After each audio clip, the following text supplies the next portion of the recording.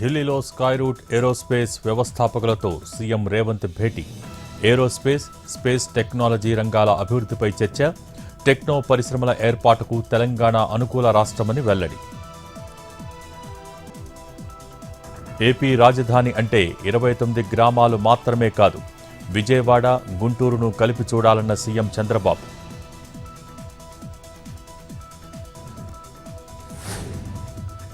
AP రాజధాని పనులపై CM Chandrababu సమీక్ష.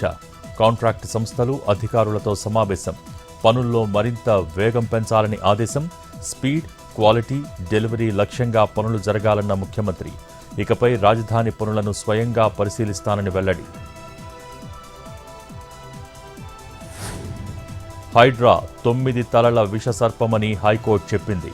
సీఎంకు ఇంతకంటే చెంపపెట్టు ఏముంటుందన్న కేటీఆర్. కాంగ్రెస్ నేతల బిల్డింగులు చెరువుల్లో ఉన్న హైడ్రా ముట్టదంటూ ఫైర్. అది టచ్ చేసేది పేదల భూములేనని కామెంట్. తమ సర్కారు రాగానే హైడ్రాను బంగాళాఖాతంలో పడేస్తామని స్పష్టం.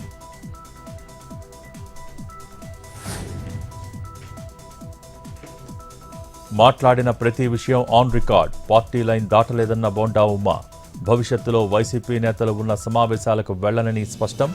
కొన్ని దుష్టశక్తుల వల్లే ఇంత హంగామా జరిగిందంటూ ఫైర్.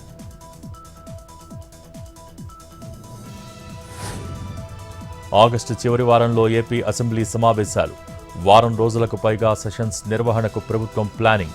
15 ఆగస్టు తర్వాత అసెంబ్లీ నిర్వహణ తేదీలు ఖరారు.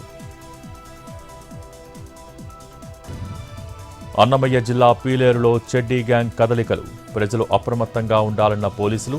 కొత్త వ్యక్తులపై అనుమానం ఉంటే సమాచారం ఇవ్వాలని విజ్ఞప్తి.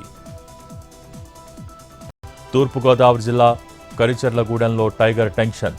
ఓ పామాయిల్ తోటలో తిష్టవేసిన పెద్ద పులి.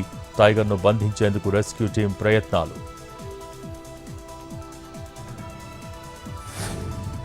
మెదక్ జిల్లాలో దంచికొడుతున్న వర్షం. జలకళ్లను సంతరించుకున్న ఏడుపాయల వనదుర్గ ప్రాజెక్ట్.